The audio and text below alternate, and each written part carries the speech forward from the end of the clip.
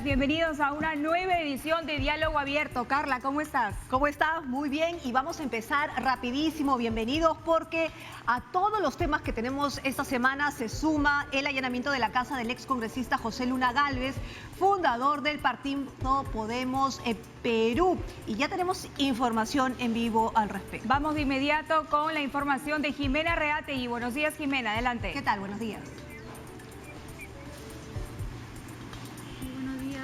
Jimena, buenos días. Jimena, adelante. Y con el hijo del excongresista José Gálvez Luna. Tenemos preguntas en estudios. Aquí lo escucha Perla, Carla. Muy bien, tenemos a José Luna Gálvez, entonces, para poder conversar con él. José Luna Gálvez, hijo, cuéntanos un poco respecto a este allanamiento que nos ha caído de sorpresa. Mira, yo no he estado presente en mi casa, en el allanamiento se está realizando en mi casa. Yo estaba con mi padre. Yo desde que volvió a recaer el día jueves, yo le venía a acompañar. No he estado en mi casa, el allanamiento hasta que se da en mi casa sin ningún problema, lo que me han informado. Yo me encontraba en el hospital con él desde hace más o menos 2 días. Ahora, según la información que tenemos aquí, buenos días, congresista, a tu padre se le está acusando de algo bastante grave, que es la captación del miembro del Consejo Nacional de la Magistratura en el año 2017 para la interferencia en la elección del jefe de la OMPE febrero 2017, justamente con la finalidad de copar cargos de confianza. ¿Qué tienes que responder al respecto en representación de tu papá sobre estas acusaciones? Nuestra mejor respuesta es la resolución fiscal que ha salido el día de ayer de la Cuarta Fiscalía, que ha sido una investigación de 2 años, en la cual se han intervenido primero en la primera instancia 7 fiscalías y después en la superior una fiscalía que acumuló los 7 casos, donde han intervenido más de 1000 testigos, en las cuales dicen claramente que Podemos Perú no ha sido beneficiado de ninguna manera. Y su inscripción es completamente legal. Es decir, si la hipótesis de la fiscal era esa, la cuarta fiscalía acaba de dejar claro que eso de verdad no existe y que simplemente está en su imaginación de la fiscal. ¿Dónde ha salido esto? Porque la fiscalía a cargo del allanamiento de los inmuebles y de la detención de tu padre es la Fiscalía Supraprovincial Corporativa Especializada contra el Crimen Organizado. Estamos hablando del equipo especial. Sí, la Cuarta Fiscalía de Lima ha salido una resolución el día de ayer que ha sido pública y creo que todos los medios de comunicación la tienen, en la cual se determina después de 2 años de investigación y más de 1000 testigos, diciendo que Podemos Perú, su inscripción ha sido completamente legal y no ha habido ninguna irregularidad. Si esa resolución dice eso, la hipótesis de la Fiscalía que decía que era para tratar de generar beneficios a la inscripción de Podemos Perú, se le cae por los suelos, no tiene ningún asidero actualmente. Y lo que me parece extraño es que llamen a una detención preliminar un día después que sale esa resolución, tratando de evitar que esa resolución cumpla todos los efectos de ley que corresponden. Precisamente, congresista, ¿cómo toma justamente esta medida de la Fiscalía, la intervención y obviamente la detención preliminar contra su padre? Yo lo tomo como un abuso realmente, porque como lo he hecho en todos los medios de comunicación, el día de ayer salió una resolución de la Cuarta Fiscalía de Lima, de una investigación de más de 2 años, donde han habido primero 7 fiscalías en primera instancia y después una superior que acumuló los 7 casos, donde han intervenido más de 1000 testigos. Ustedes revisan esa resolución, han habido más de 1000 testigos en esas citaciones. ¿Cree que hay algún interés político de repente? Yo creo que esto es completamente político. Esto es completamente político y han tratado de quizás tratar de salvar su caso la fiscal, porque la misma fiscalía dice que no ha habido ninguna irregularidad. La Cuarta Fiscalía en segunda instancia, no en primera instancia, en segunda instancia, después de 2 años, después de 1000 testigos, y no hay ninguna irregularidad. Y la hipótesis fiscal de la señora Sandra es que supuestamente el Podemos Perú ha sido visto beneficiado a través de copar de los mismos CNM. Eso es completamente falso. ¿Qué es lo que van a hacer ahora? Un poco la situación, teniendo en cuenta de que se viene una decisión de vacancia contra el Yo presidente. creo que esto es un tema completamente político. Están buscando desviar la atención de lo que va a pasar el día lunes o lo que pueda pasar el día domingo con algún otro colaborador eficaz que salga en contra del presidente. Esto es un tema completamente político, porque me parece completamente extraño que si el día de ayer se hace público en todos los medios de comunicación que sale una resolución que a Podemos Perú lo exime de cualquier algo ilegal que haya cometido en la OMPE, el día de hoy, por el mismo hecho, porque lo están acusando a mi padre de haber pedido favores para que Podemos Perú se pueda inscribir, me parece completamente extraño. Si una fiscalía dice, la Cuarta de Fiscalía de Lima dice que no ha habido ningún hecho irregular en el caso OMPE, Ahora la hipótesis fiscal de la fiscal Sánchez, la fiscal Sandra, es que supuestamente han hecho eso por mi padre para poder copar y poder sacar beneficios. Entonces eso se le cae por los suelos, se queda sin hipótesis. Y eso es lo más triste, que sin hipótesis fiscal, que la propia fiscalía rechaza, ahora lo tratan de detener y tratan de amedrentarnos días antes de tomar una decisión trascendental para el país. ¿Cuál es la situación actual de su padre? ¿Cómo lo ha tomado esta medida justamente? Mi padre, como es bien sabido, entró a esta clínica hace más o menos 2 semanas, entró a UCI directamente porque se le subió la presión, estaba bastante mal, y estuvo en UCI 2 días, de ahí estuvo en piso, hace 4 días se le dio de alta, y el día jueves volvió a caer, de nuevo a la clínica. ¿Y ha tomado de qué manera esta notificación? Jimena, Él ha tomado de una manera en la cual el se siente bastante indignado, está triste, está indignado, está preocupado, porque pensó que esto acababa ayer, cuando se le caía la hipótesis a la doctora Sandra Sánchez. Porque no esperábamos que esto pasara. Porque si se le una fiscalía y otra fiscalía, no es 2, 3, es 1000 testigos que han atestiguado en esa fiscalía, dicen que no ha habido ningún acto irregular. Ahora ella trata de mantener o salvar su hipótesis, que realmente la propia fiscalía está por los suelos. Nuestra defensa simplemente es la resolución fiscal que salió el día de ayer.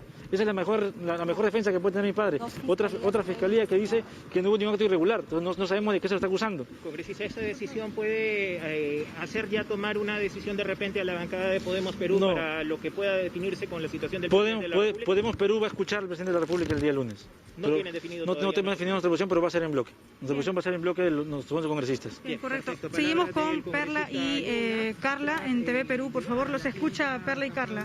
A ver, congresista, ¿Aló? lo que no nos queda claro es, usted habla de una resolución de la Fiscalía que justamente aquí estamos leyendo la información que brindó el abogado de su familia, y él habla sobre esta resolución definitiva que determina que no hubo nada ilegal en la inscripción de Podemos Perú. Sin embargo, el día de hoy procede esta detención por parte de otra fiscalía. Entonces, 2 fiscalías investigaban lo mismo y han tenido resoluciones distintas. La Fiscalía de la Cuarta de Lima, esa está en segunda instancia. Primero fueron 7 fiscalías que investigaban el caso OMPE. Es un caso que salió en plena campaña municipal, no sé si se acordarán. Sí, claro. O sea, demoró más de 2 años, desde 2018 hasta la fecha, en la cual la Cuarta Fiscalía dice que no ha habido ningún acto irregular. Lo que nos sorprende es que otra fiscalía, el día de hoy, un día después de que sale esa resolución, llame una prisión preventiva a mi padre.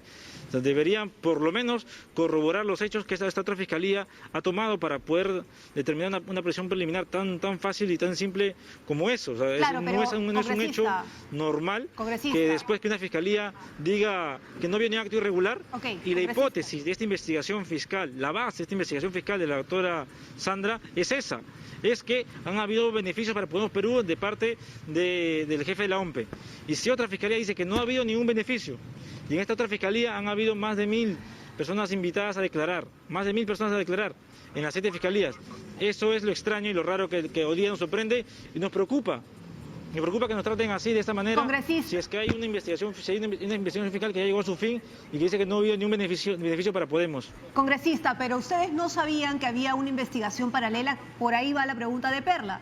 ¿No sabían que había 2 fiscalías investigando? Sí sabían. Entonces... Claro, Podemos Perú sabía, porque Podemos Perú estaba siendo investigado primero por 7 fiscalías, no 2. Por la fiscalía de la señora Sandra y por 7 fiscalías más que abrieron el caso OMPE para hacer las averiguaciones. Y nosotros hemos allanado la investigación, hemos seguido nuestro proceso durante más de 2 años en el caso de Podemos Perú, y la Cuarta Fiscalía en segunda instancia determinó que no hubo ningún favorecimiento. Ahora, pero sí sabían, para que se le caiga la investigación a la señora Sandra Sánchez. Pero congresistas, sí sabían que podían tener un resultado adverso en un proceso que estaba en curso, eso sí lo sabían. No, la cuestión es que nuestra mejor defensa es la resolución de la Cuarta Fiscalía de Lima. Pero las 2 fiscalías no pueden, investigaciones si una dice que sí, la otra va a decir que no. Entonces, pero son independientes las investigaciones de la Fiscalía, La hipótesis fiscal, claro, son independientes, sí, pero la hipótesis fiscal de la Fiscalía de la detención preliminar del día de hoy es que ha habido algún beneficio. Eso es lo que dice la hipótesis fiscal. En la línea de lo que ha hecho el día de hoy si es que Ministerio la Cuarta Público, Fiscalía dice que no ha habido beneficio, después de 2 años de investigación y 1000 testigos, por lo menos por algo de prudencia y de criterio de la fiscal debió haber leído esa ¿Congresista? resolución y enterarse y empaparse de lo que estaba haciendo, porque hoy día no puede tratar de quitarle la libertad a una persona si ni siquiera puede haber leído la resolución de otra fiscalía. Congresista, ¿me escucha? Sí. Tengo Sí, te dos escucho. consultas. La primera, usted dice que han entrevistado a 1000 testigos. 1000 testigos han pasado por la Fiscalía, esa es la primera. Y la segunda, según estoy leyendo aquí en la resolución, no solamente han dictado la prisión para su padre y otras personas, sino también han allanado, por ejemplo, la Oficina de Recursos Humanos de la Universidad Telesub, la Escuela de Posgrado de la Universidad Telesub, el Campus de Medicina de Telesub y el local del propio partido, de ustedes, de Podemos.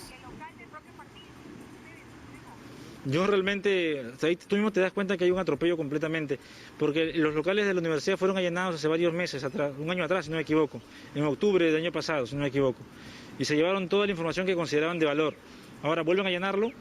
Yo no sé qué algo de valor pueden encontrar ahí, si es que ya allanaron anteriormente, se llevaron toda la información que requerían. Yo el día de hoy vuelven a hacer un allanamiento de esa magnitud y todavía lo más preocupante al partido político, ¿no? Entonces, el partido político, ¿qué tiene que ver en esta investigación? Entonces, ¿por qué? Porque el partido político ha sido investigado por la Cuarta Fiscalía de Lima y primero fueron 7 fiscalías, por eso hubo la cantidad de testigos que hubo. 7 fiscalías que después en la segunda instancia, porque apelaron los que perdieron, en segunda instancia se consolidó en la Cuarta Fiscalía de Lima. Y ahí ha sido donde después de 2 años de investigación se ha declarado que Podemos Perú no tiene o no ha sido beneficiario de ninguna manera, que es la hipótesis fiscal que el día de hoy conlleva esta detención preliminar. Bien, congresista. ¿Cómo se encuentra su padre?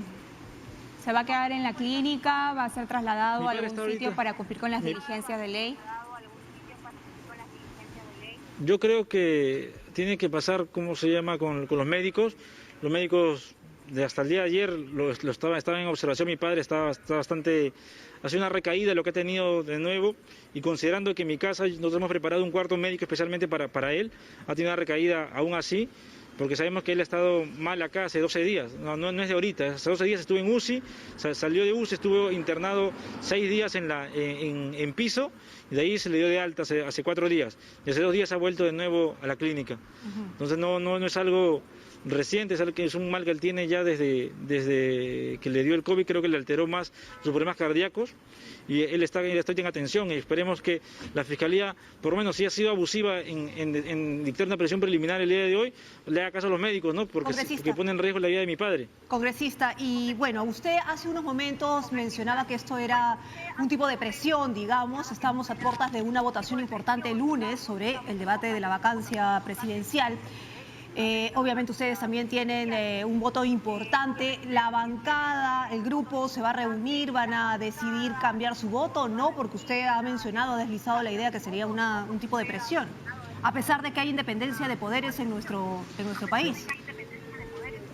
La bancada va a tomar su decisión el día lunes una vez escuchando al presidente. Esa es la decisión que va a tomar la bancada. Ahora simplemente... Ahora no podemos adelantar más opiniones con respecto a eso, pero yo sí, la bancada va a votar en bloque.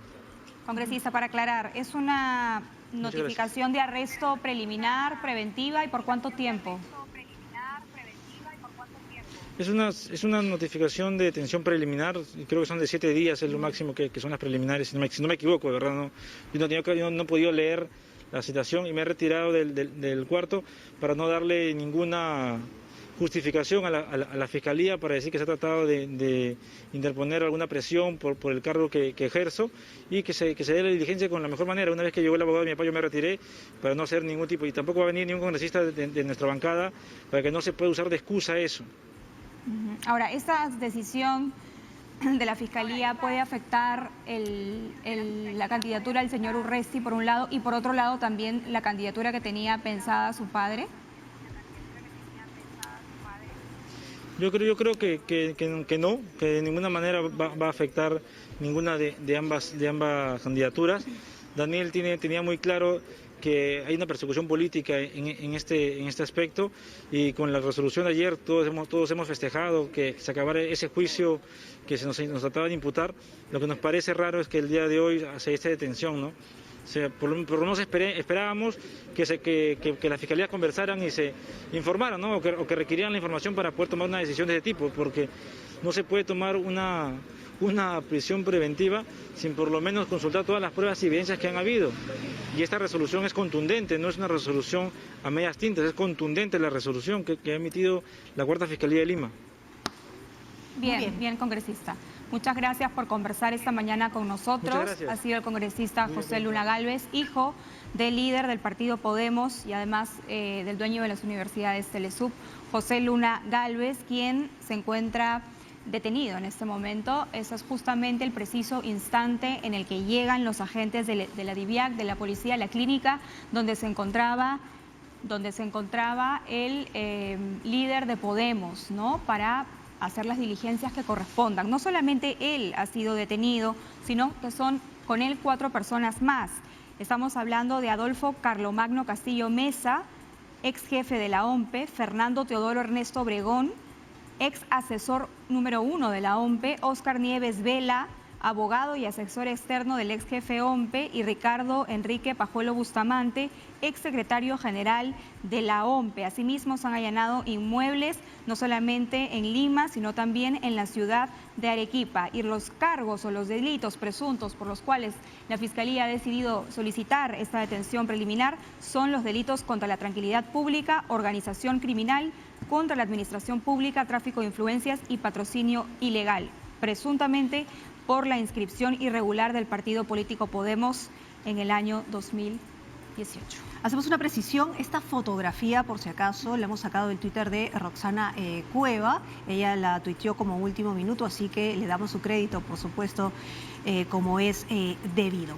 Vamos a dejar este tema por el momento porque sin duda a veces la información gana y si hay algo que reportar lo haremos desde la clínica o desde algún inmueble. Pero ahora vamos a pasar a hablar sobre los temas que tenemos agendados para el día de hoy. Entre ellos es la alerta epidemiológica por la difteria que ha ido cambiando día a día.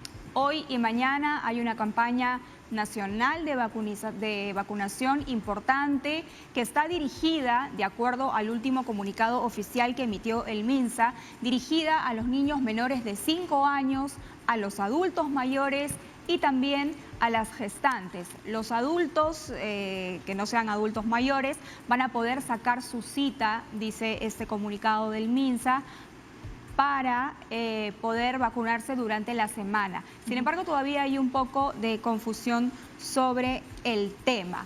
Vamos ahora a conversar para que nos esclarezca esta situación, a quiénes está dirigido precisamente esa campaña de inmunización y qué es lo que se busca con la misma, con el doctor Marco Almerí, médico especialista en salud pública. Buenos días, doctor Almerí.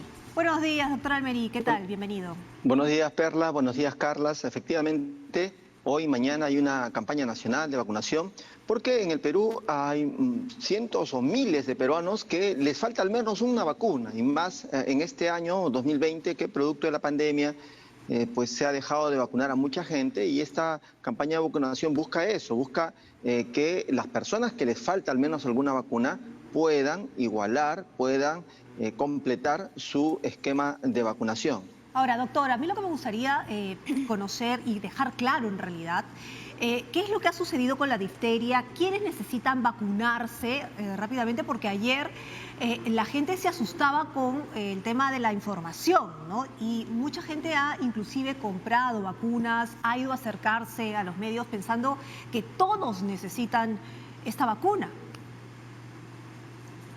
Mire, hoy la Organización Mundial de la Salud recomienda que todas las personas tienen que tener hasta los 4 años 5 dosis. El primer año 3 dosis, al año y medio una cuarta dosis y a los 4 años una quinta dosis. Y luego de eso, cada 10 años un refuerzo. Eso es lo que todos debieran de tener. Hasta antes del 2007, en el Perú, se vacunaban 3 veces. Por tanto, todos los que nacieron antes del 2007 les falta al menos una vacuna. Entonces, estas personas tendrán que vacunarse. Después del 2007 en adelante, si han completado sus 5 dosis, están protegidos durante 10 años. Después de los 10 años necesitarán una dosis más como refuerzo. Las vacunas para la difteria protegen por 10 años. Ahora, Efectivamente, los niños menores de 5 años, doctor, que no hayan cumplido con el esquema de vacunación del MINSA, creo que sería oportuno recordar en qué momentos y en qué periodos, desde que nace una criatura hasta los 5 años, se colocan estas vacunas contra la difteria y los refuerzos. Sí, claro. Por ejemplo, un niño que nació en abril tenía que regresar en junio al posta, centro de salud más cercano a su casa, en junio para su primera dosis de la pentavalente.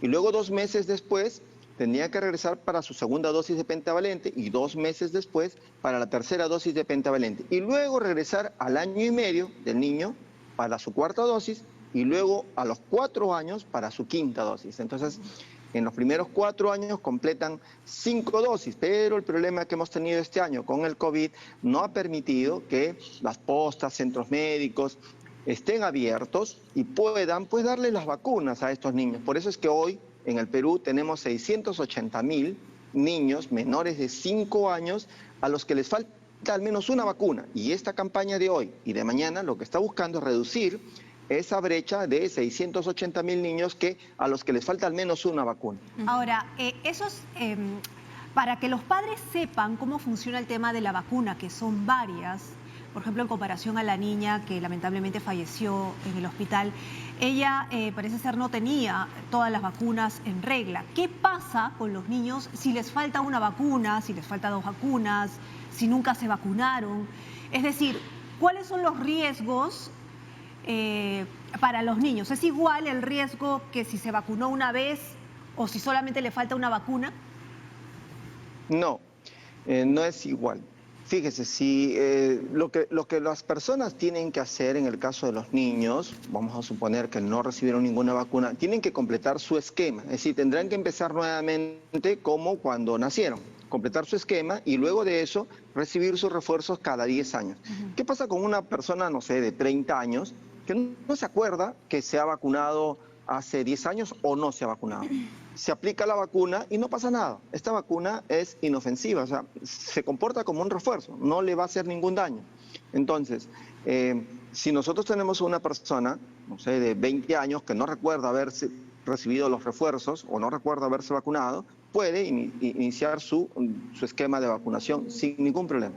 Una persona, como usted lo menciona, adulta joven o adulta mayor, va a recibir una vacuna que es para la difteria y me parece que también es contra el tétano, doctor.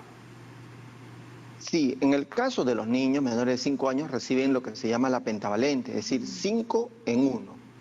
Ahí está la difteria ciertamente, pero también está la pertusis o tosferina, también está el tétanos, también está hepatitis B y está la influenza a Haemophilus tipo B. Entonces hay 5 vacunas en una que reciben los menores de 5 años. Y los adultos ciertamente reciben una vacuna dual que tiene tétanos y que tiene difteria.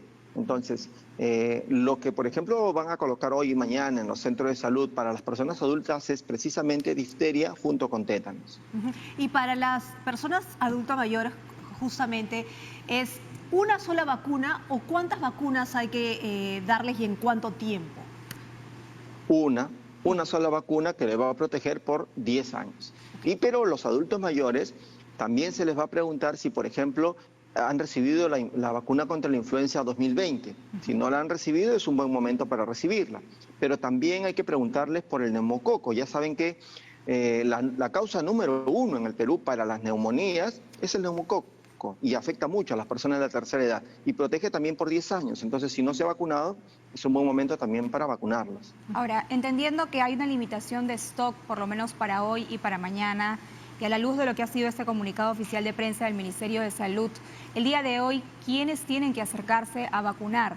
¿Todas las personas o solamente niños menores de 5 años, gestantes y adultos mayores? Que es lo que dice el comunicado del MINSA que salió ayer, muy avanzada ya en la noche. Así es. Este es otro tema ya. Ciertamente no hay un stock para vacunar a todos los peruanos. Entonces lo que se va a hacer es priorizar a los grupos vulnerables, los menores de 5 años, las mujeres gestantes, las personas de la tercera edad y también aquellos adultos que tengan alguna comorbilidad severa, por ejemplo, que tengan insuficiencia renal y estén en hemodiálisis, que tengan insuficiencia cardíaca, que tengan insuficiencia hepática, en fin, alguna enfermedad grave, crónica, que los debilite. Entonces, esas personas, estos 4 grupos poblacionales van a tener la preferencia para ser vacunados en esta oportunidad y seguramente llegarán más vacunas para poder también vacunar al resto de los peruanos. ¿Qué pasa con aquellos que no pueden acercarse a estos centros de salud? Llámese adultos mayores que no pueden ser trasladados. En ese caso, por ejemplo. En el caso de los adultos mayores que tienen su seguro de salud, PADOMI, seguramente podrá tramitarse a través de ellos la colocación de las vacunas en sus domicilios, porque recuerden que aquí sí que hay que tener una cadena de frío, es decir, no es una ampolla que se transporta fácilmente al domicilio, tiene que ir a través de una cadena de frío. En el caso de los que no tengan este tipo de seguro y solamente tengan el SIS, me imagino yo, se va a implementar algún mecanismo para poder ir a sus domicilios a vacunar. Ahora, esta campaña de vacunación está dirigida entonces no solamente para temas de difteria, sino como estamos escuchándolo, doctor, la pentavalente para los niños menores de 5 años, ya sea el refuerzo o la vacuna en sí, las primeras dosis. Para el caso de los adultos mayores de 60 años contra la influenza, el neumococo y también la difteria y tétano. Y en el caso de las adolescentes, doctor, así es. ¿Qué vacuna van a recibir? A los adolescentes también recuerde que si ya tiene 14 años o más y han tenido, por ejemplo, su esquema completo hasta los 4 años contra la difteria y el tétanos, cuando llegan a los 14 años, ya necesitan su primer refuerzo contra la difteria y tétano. Entonces, si ya tienen 14 años, es decir, ya pasaron 10 años de su última vacuna, ya pueden y deben recibir un refuerzo. En el caso de las adolescentes en el Perú también se las vacuna contra el virus, el papiloma humano, ¿no? Entonces, ese tipo de vacunas no se van a colocar en estas campañas, pero es bueno, aprovecho para recordarles que las niñas o adolescentes deben de acudir a los centros de salud y postas médicas para que reciban sus 2 dosis de esta vacuna, que es importante para prevenir el cáncer de cuello uterino. Cáncer de cuello uterino también hay que prevenir. Doctor, ahora que menciona justamente otro tipo de vacunaciones, aprovecho y le pregunto. Debido a la COVID-19, ¿cuántas vacunas se han dejado de dar o de justamente darle a los niños, ¿no? Que se necesitan? ¿Cómo no? Fíjese, le voy a hacer un balance. Este año 2020 tenían que haber recibido los que nacieron este año 3 dosis contra difteria, tétanos, hepatitis B, pertusis, ¿no? 5 vacunas. En este año, los que cumplían año y medio también tenían que haber recibido su refuerzo de pentavalente. Y en este año, los que cumplían 4 años tenían que haber recibido también su quinto refuerzo de pentavalente. Entonces, usted me dice, ¿cuántos son? Son 683.000 niños menores de 5 años que dejaron de recibir al menos una vacuna. Entonces, este es un grupo poblacional importante, es más de 500.000 de niños menores de 5 años que hoy corren el riesgo de poder enfermarse con difteria, con tétanos, con hepatitis B, con hacer tosferina. Entonces, por esa razón es que hay una preocupación tanto del gobierno como también de la población de ponernos al día en las vacunas. ¿Cómo hacer para mantener las medidas de bioseguridad, doctor? Por ejemplo, ayer salíamos con un despacho en vivo desde la ciudad de Iquitos y veíamos mucha gente que ya había acudido a una plaza de la ciudad para vacunarse. Se encontraba personal del MINSA, ellos comenzaron ayer, pero no guardaban la distancia social. Si bien es cierto, todos tenían mascarilla, no guardaban la distancia social. ¿Qué se ha previsto o cómo se ha previsto este tema, teniendo en cuenta que hay gran expectativa de parte de la población que se está volcando a los centros de salud para inmunizarse? Bueno, la estrategia que sé que están desarrollando en el Ministerio de Salud es tener el mayor número posible de lugares de vacunación. Es decir, por ejemplo, los centros médicos, las postas médicas, los establecimientos de salud, incluso algunas plazas de arma, algunas grandes avenidas, es decir, tratar de tener varios puntos de vacunación con el propósito de descongestionar, que la gente no se junte en un solo lugar. Eso es por un lado, y por otro lado, apelar pues a la madurez cívica de las personas, los papás, las mamás, pedirles que no podemos ir a protegernos contra difteria, tétanos y exponernos al COVID. ¿no? Es un contrasentido. Entonces Claro. hay que pedirle a la población que mantengan el distanciamiento social, la higiene, la mascarilla, que nos ayudemos todos. No podemos ir para tratar de vencer unas enfermedades y salir con otra, ¿no? Estamos en un momento de pandemia y eso tiene que tomarse muy, muy en cuenta. Bien, doctor. Muchas gracias por estar con nosotras esta mañana. Ha sido el doctor Marco Almerí, médico especialista en Buenos salud días. pública, comentando esta campaña de vacunación importante que se está dando hoy y mañana a nivel nacional. Sin embargo, no van a ser las últimas fechas. Claro. Luego vienen otras fechas más. Y también sería importante que se pueda planificar el tema de la inmunización durante la semana, ¿no? Como para que las citas no se concentren solo en 2 o 4 días y esto no genere tanta aglomeración. Ahora, como lo ha dicho el doctor, y esto sí es importante, son 683.000 menores que dejaron de recibir sus vacunas en esta época. Entonces hay que cuidarlos. Señores, si ustedes saben que sus hijos dejaron de recibir sus vacunas, por favor cuídelos porque están, digamos, aptos para enfermarse de cualquiera de estas enfermedades, ¿no? Ya saben, entonces vamos a dejar este tema por el momento porque tenemos más. Seguimos con el tema. La ministra de Salud se encuentra en vivo, nos comenta nuestro productor, y ya estamos en la segunda fecha de la jornada de vacunación, justamente. Nos dicen que vamos a tener información en vivo al respecto. Entonces vamos a ir recordando las fechas. 7 y 8 de noviembre es la segunda fecha de la Jornada Nacional de la Hoy y Vacunación mañana. dirigida a niños, ¿no es cierto? Adolescentes, gestantes y adultos mayores. Ese es el grupo, ¿no? Para lo cual se han instalado 5.000 puntos de vacunación en el país que atenderán, que ya deben haber empezado desde las 8 de la mañana hasta las 2 de la tarde. se pueden ubicar los puntos de vacunación en el enlace de vacunación 2020.minsa.gov.pe a fin de evitar aglomeraciones, dice este comunicado, y considerando el interés de la ciudadanía respecto a la vacunación de adultos, ojo con esta información, se comunica a la población que los establecimientos de salud atenderán esta vacunación de lunes a sábado previa cita. Es decir, los adultos, no los adultos mayores, los adultos pueden consultar en la página web del MINSA para que se puedan inscribir, ¿no es cierto? Y puedan sacar una cita y lo puedan hacer durante la semana, de tal manera que hoy y mañana sea exclusivamente para niños menores de 5 años, gestantes y adultos mayores. Y recuerden, si van a ir a estos establecimientos, que sea solamente lo necesario las personas que estén dentro de estos grupos. Y recuerden, distanciamiento físico, uso de la mascarilla y lavado de manos. Nos vamos a la pausa entonces. Regresamos.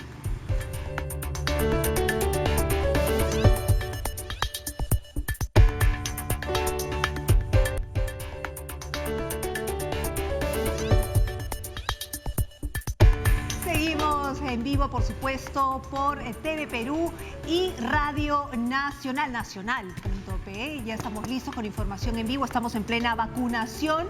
Y miren ustedes, ahí la ministra ya se está retirando, por supuesto. Ella ha estado en Breña en esta campaña de vacunación. Queríamos hacerle algunas preguntas, pero parece ser que eso va a ser un poco difícil. Más adelante. Segunda fecha de la Jornada Nacional y Vacunación para niños y niñas, adolescentes, gestantes y adultos. Les vamos a ir recordando entonces las normas de bioseguridad. A ver, ha empezado hoy, seguirá mañana entonces esta segunda fecha de jornada de vacunación. ¿Quiénes son los que deben vacunarse para que no vayan por las puras, ¿no es cierto? Están los grupos de gestantes, los adultos mayores. También están los adolescentes y niños y niñas, por supuesto. Así es, recuerde que indistintamente de la dirección que marque su DNI, usted puede acudir a cualquier centro de vacunación autorizado por el Ministerio de Salud. Se están haciendo en postas médicas, pero también se están haciendo en espacios abiertos. Usted puede consultar en la página web vacunacion2020minsa.gov.pe. La idea es que uno pueda acudir y colocarse la vacuna, pero hacerlo de manera segura, que sea una vacunación, una inmunización, segura. Entonces, no se aglomere, si ve mucha gente, de pronto puede ir el día de mañana más temprano. En fin, y van a venir otras fechas también más adelante programadas por el MINSA para continuar con esta campaña a nivel nacional. Así es, distanciamiento físico, uso de mascarilla y lavado de manos. Importantísimo. Entonces, vamos a estar monitoreando entonces por distintos puntos. Recuerde que son aproximadamente 5.000 puntos de vacunación, así que vamos a intentar estar en algunos para informarles cómo se lleva este día, esta jornada de vacunación. El día de hoy y mañana, por todo en cobertura de TV Perú. Muy bien, vamos a seguir conversando sobre distintos temas porque a lo que esperamos el lunes, que es básicamente el debate de la vacancia, se suma lo que va a pasar con Edgar Alarcón, ya que se ha pedido, por supuesto, ya se terminen con las investigaciones, ¿no? La Comisión Permanente ha otorgado 15 días de plazo a la Subcomisión de Acusaciones Constitucionales para continuar con la investigación de las denuncias contra el congresista Edgar Alarcón y presentar su informe final, aunque él ha dicho que no renunciará. La Fiscalía de la Nación considera que el congresista Edgar Alarcón ha cometido los presuntos delitos de enriquecimiento ilícito, peculado durante su gestión como Contralor, esto entre los años 2016 y 2017. Ya tenemos con nosotras a nuestro siguiente entrevistado, es el congresista Luis Roel Alba, precisamente el presidente de la Subcomisión de Acusaciones Constitucionales. Congresista, buenos días a TV Perú y Nacional, bienvenido. Muy buenos días. Buenos días, ¿cómo están? Bueno, ¿qué es exactamente lo que se va a hacer o cómo se va a proceder con el caso Alarcón? Me refiero al tema del procedimiento en sí mismo. Ya la Comisión Permanente, después de darle algunas largas, porque esto estaba desde septiembre, me parece, finalmente ha decidido otorgar 15 días de plazo para su subcomisión para que pueda continuar con la investigación a este congresista.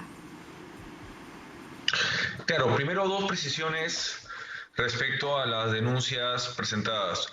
Primero, la denuncia constitucional 371, que fue formulada por la Fiscalía de la Nación, Soledad Ábalos Rivera, fue contra el excontralor general de la República, Edgar Alarcón Tejada, por la presunta comisión del delito de enriquecimiento ilícito agravado, previsto en el artículo 401 del Código Penal, y este informe de la subcomisión fue presentado el 6 de octubre de 2020. De igual forma, la denuncia 372, formulada también por la Fiscalía de la Nación y contra el mismo denunciado, fue por la presunta comisión del delito de peculado doloso por apropiación ilícita agravada, tipificado en el artículo 387 del Código Penal. Presentado también el 6 de octubre de 2020 a la Comisión Permanente.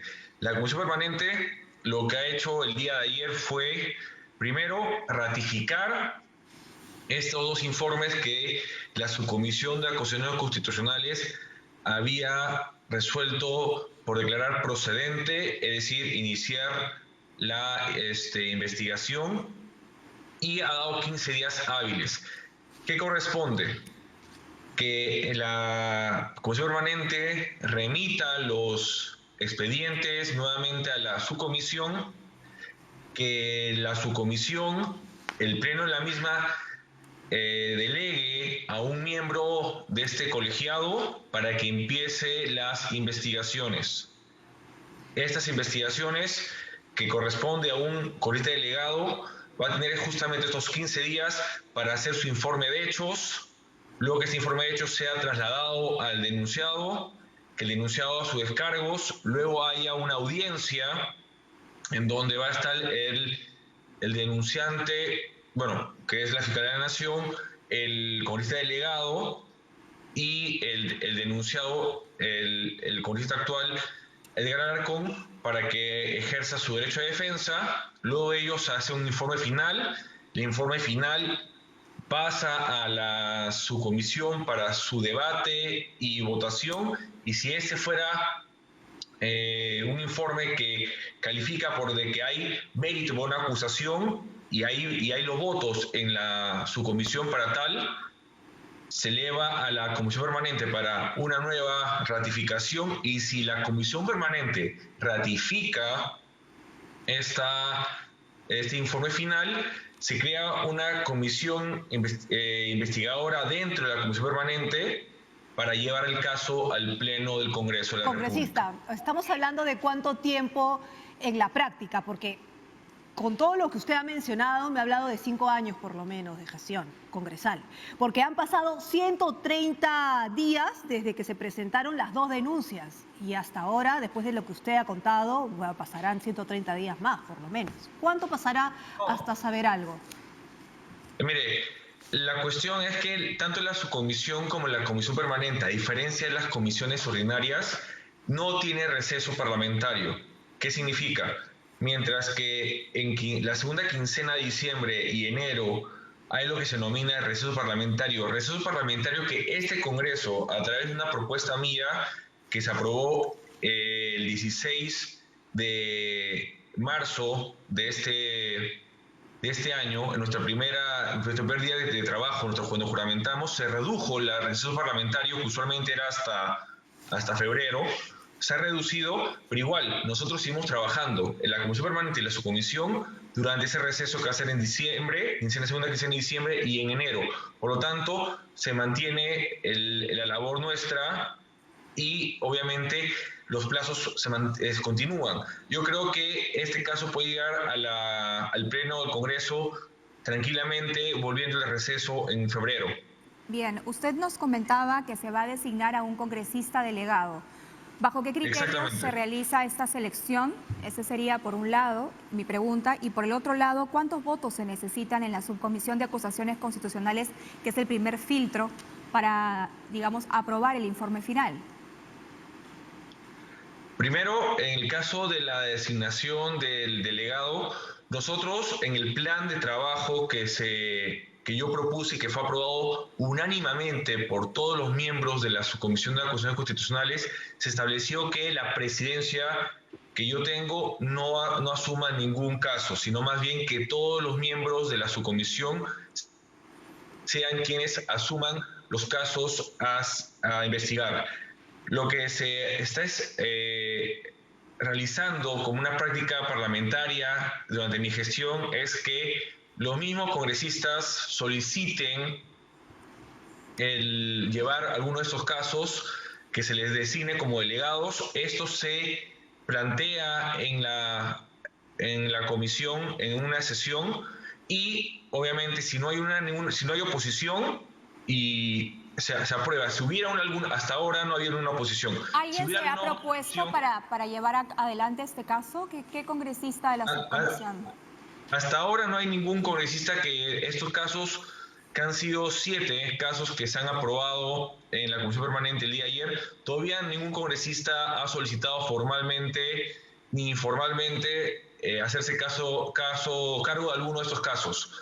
Por lo tanto, invoco, aprovechando su entrevista, de que los miembros de la Subcomisión de Acusaciones Constitucionales que deseen hacerse responsables, porque es una responsabilidad de hacerse cargo de alguno de los casos que ayer se han confirmado y ratificado en la Comisión Permanente, que lo hagan, que emitan su oficio o lo soliciten formalmente a la mesa de partes de la Subcomisión de Acusaciones Constitucionales para hacerse cargo de uno de estos casos, se hagan responsables de ellos y que luego en la siguiente sesión hago yo informe del mismo y si no hubiera alguna oposición, procedería. Si hubiera alguna oposición, se debate y se somete al voto. Ok, congresista, pero sí, si me permite.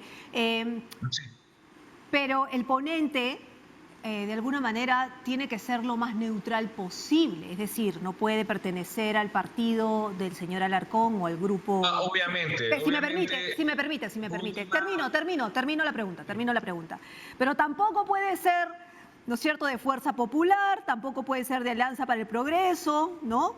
Tampoco puede ser de Somos Perú y tampoco puede ser de Acción Popular, porque son los congresistas que se abstuvieron justamente ayer para que este caso prosperara. Es decir, ¿cómo vamos a buscar a alguien neutral que vea este caso? Bueno, ya eso justamente, las solicitudes que se presentan para llevar los casos o de los que se le leen los casos, eso se somete, como ya lo mencioné, a la votación del colegiado de la Subcomisión de Acusaciones Constitucionales. Puesto que, como ya hemos señalado, esta subcomisión se rige por la Constitución por el reglamento del Congreso y por el plan de trabajo que nosotros como miembros hemos aprobado de forma unánime. Esto es.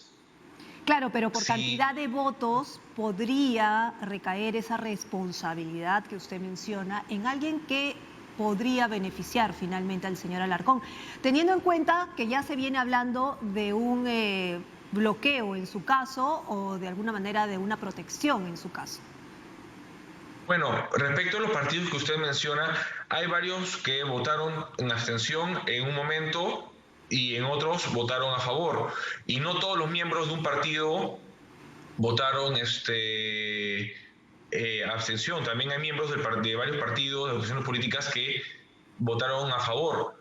Por ejemplo, en un caso, si mal no recuerdo, de mi propio partido, Otto Giovich votó en abstención, pero los miembros de la subcomisión, como Franco Salinas y Jorge Vázquez, votaron a favor.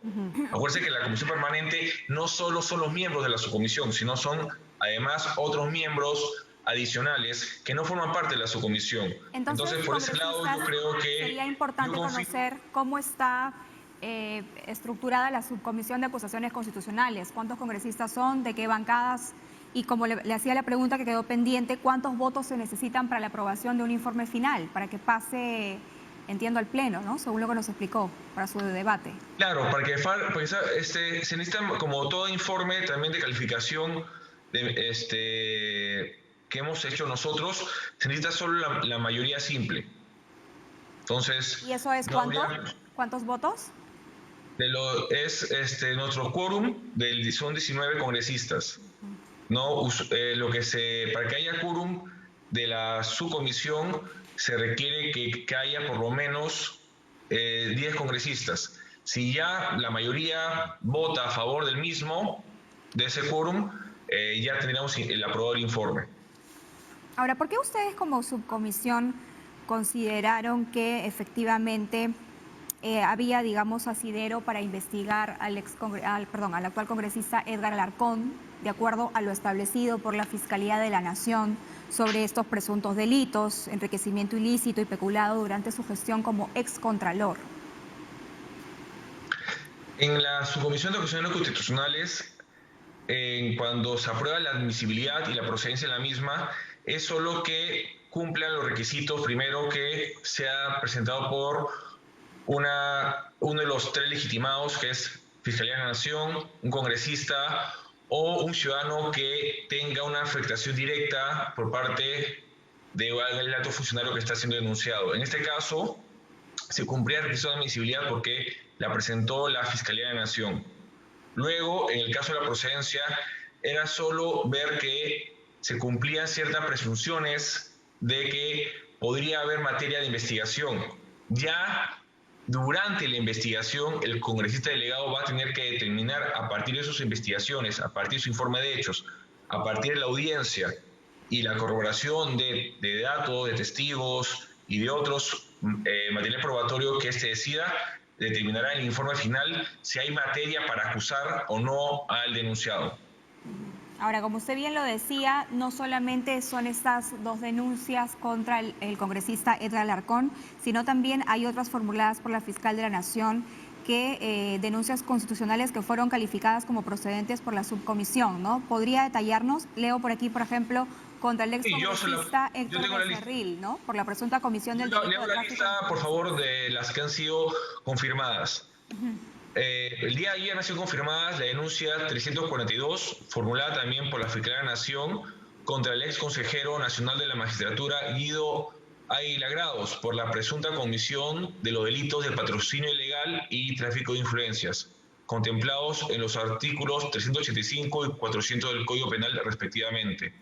También la denuncia 368, formulada por la misma Fiscalía de la Nación, contra el ex congresista de la República, Héctor Becerril, por la presunta comisión del delito de tráfico de influencias agravado, tipificado en el artículo 400 del Código Penal. También tenemos la denuncia constitucional 377, presentada también por la misma Fiscalía de la Nación contra el excongresista Lisbeth Robles Uribe, por la presunta comisión de los delitos de concusión y negociación incompatible o aprovechamiento indebido del cargo, tipificados en los artículos 382 y 399 del Código Penal respectivamente. También tenemos la denuncia constitucional 379, presentada por la Fiscalía de la Nación contra el excongresista Clemente Flores por la presunta comisión de los delitos de cohecho pasivo impropio y tráfico de influencias, contemplados en los artículos 394 y 400 del Código Penal, respectivamente. Y finalmente, las denuncias constitucionales 284, 344 y 375 acumuladas, y que ha sido formulada por la Fiscalía de la Nación como por el ciudadano Carlos Ernesto Quispe González, donde se declara procedente la denuncia contra el excongresista Daniel Salaverry por la presunta comisión del delito de falsedad ideológica tipificado en el artículo 428 del Código Penal. También ha sido el mismo congresista en esta denuncia acumulada que ha sido declarado procedente por la denuncia de la ciudadana Yareta Emilia Sánchez Salva por el presunto delito de falsedad genérica tipificado en el artículo 438 del Código Penal, y también ha sido procedente en lo que respecta a la denuncia presentada por la Fiscalía de la Nación por los presuntos delitos de peculado doloso, falsedad ideológica y falsedad genérica, tipificados en los artículos 387, 428 y 438 del Código Penal respectivamente. Es decir, sí, dígame. Quisiéramos pasar a otro tema que también nos parece importante y tiene que ver con la votación que se va a realizar el día lunes en el Pleno del Congreso. Es sobre la moción de vacancia presidencial, la segunda. Esta admisión de la moción de vacancia ha generado división al interior de su partido político. De hecho, usted ha sido uno de los 4 parlamentarios de Acción Popular que votó en contra de la admisión a debate de la moción de vacancia presidencial. El lunes, Acción Popular, podemos esperar que va a tener una votación en bloque, una votación colegiada, y en todo caso, ¿por qué están teniendo tantos inconvenientes para asumir una postura, una sola postura referente a algunos temas al interior de Acción Popular? Bueno, eso significa que la Acción Popular no solo respeta la democracia fuera de su partido, sino también respeta la democracia a la interna del mismo. Si bien han habido 3 posiciones a favor, en contra, en abstención respecto a la admisibilidad de la vacancia, es porque en el seno de la bancada respetamos nuestros principios democráticos que están en nuestro partido. Tenemos la libertad de, conforme a nuestra conciencia, decidir qué es lo que a nuestro propio concepto de lo que es lo mejor para el país. ¿Y qué le dice su conciencia? Como ya lo señalé, tanto en la primera moción de vacancia como en este caso, el país ya tiene suficientes problemas como para aumentar una crisis política más. O sea, ¿usted va a votar en contra entonces?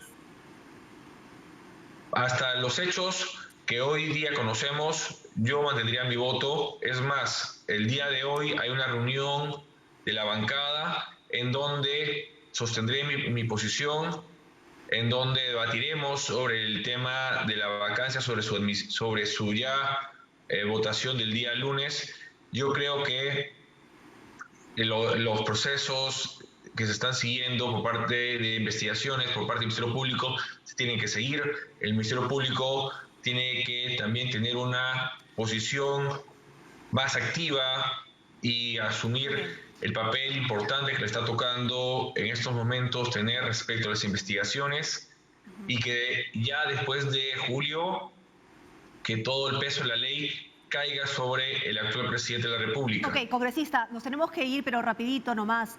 ¿Cuál es su punto de vista respecto a lo que está sucediendo con su partido, al interior en realidad? Porque se vienen las internas, ¿no? Y, digamos, los candidatos son variopintos, y uno de ellos se ha paseado por los medios, suele pasearse por los medios, y fue criticado de alguna manera en las elecciones anteriores por no querer comer un pan con chicharrón. Ya ahora sí, ya superó el tema del pan con chicharrón. Pero, sin embargo, no conoce cuál es el sueldo mínimo. ¿Eso es importante? ¿No es importante? ¿Qué opina usted? Yo creo que, como ya he mencionado, Acción Popular respeta la democracia interna y la practica.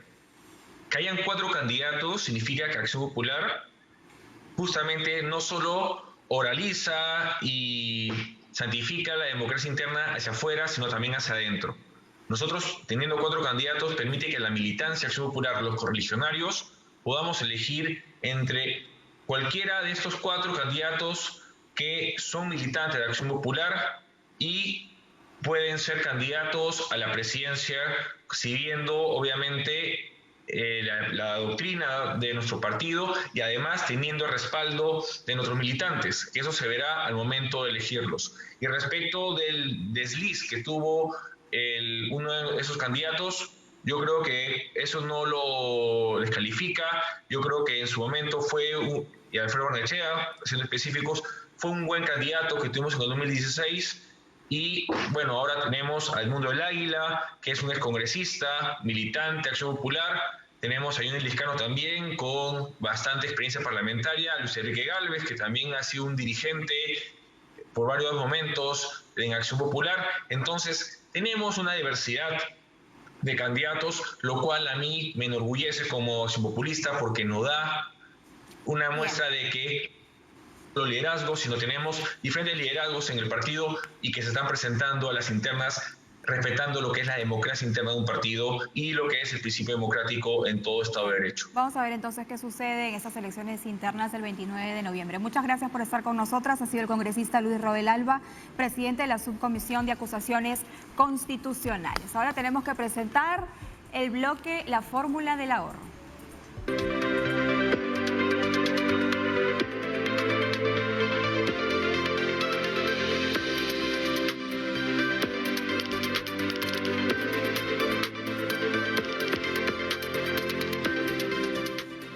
Muy bien, es la fórmula del ahorro que corresponde ahora y el tema es: soy trabajador independiente, ¿cómo puedo afiliarme al Sistema Nacional de Pensiones? Importante. Vamos a conversar con Marita Rodríguez, ella es vocera de la ONP. Buenos días, bienvenida a Diálogo Abierto. ¿Qué tal? Buenos días. Buenos días, Carla. Buenos días, Perla. Y muy buenos días a los televidentes que nos siguen esta mañana. Y efectivamente vamos a hablar acerca de los trabajadores independientes y de cómo se pueden afiliar a un sistema de pensiones. Un trabajador independiente es aquel que no depende económicamente de un empleador. Por ende, no tiene un ingreso fijo y se caracteriza porque él genera sus propios ingresos. La buena noticia es que estos trabajadores pueden pertenecer a un sistema de pensiones de tal manera que en el futuro puedan estar protegidos con una pensión. ¿Qué es lo que tienen que hacer? Tienen que inscribirse o afiliarse al sistema de pensiones de su elección.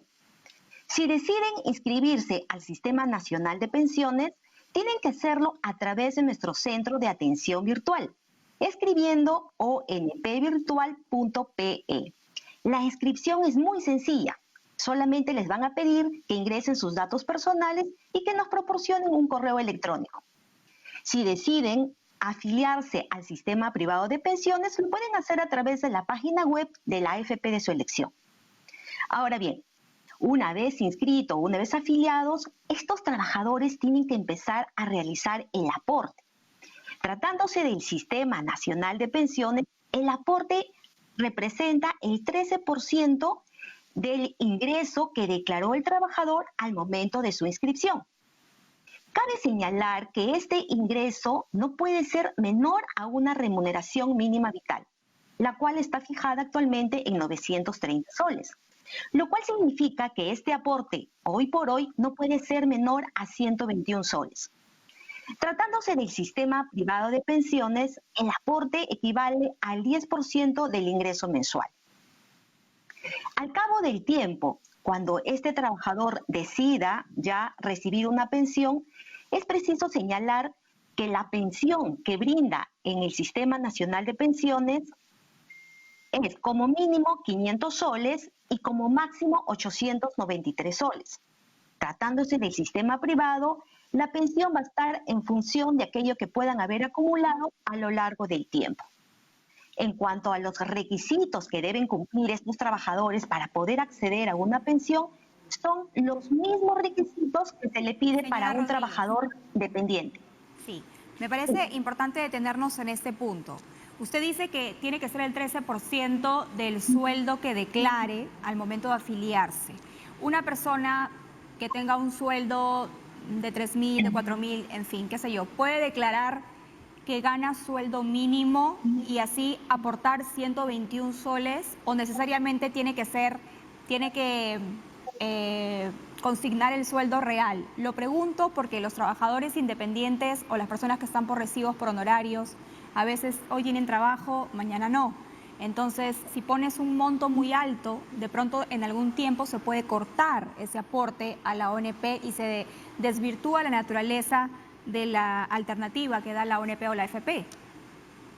Claro, esa es una pregunta muy interesante, mira, y me permite aclararlo.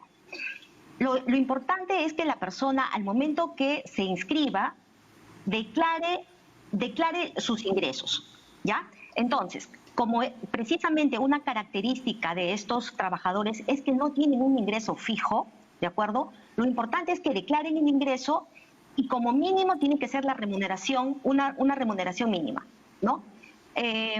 Lo importante es que exista el ingreso.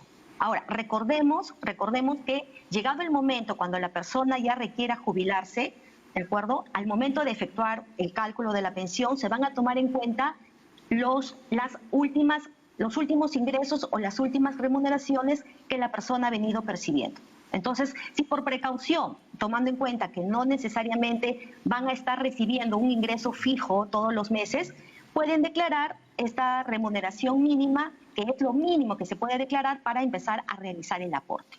Así la persona gane más. Luego la persona no podría ser acusada por falsedad o algo así. Está consignado dentro de la norma.